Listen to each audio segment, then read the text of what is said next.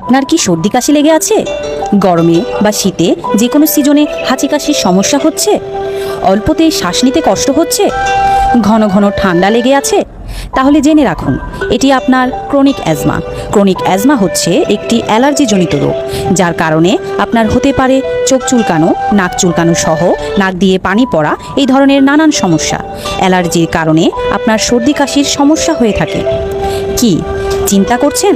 আপনার অ্যাজমার সমস্যার জন্য আর নয় চিন্তা, আমরা নিয়ে এসেছি আপনার জন্য আমেরিকান মেডিসিন, যেটি আপনাকে দিবে দীর্ঘস্থায়ী সমাধান।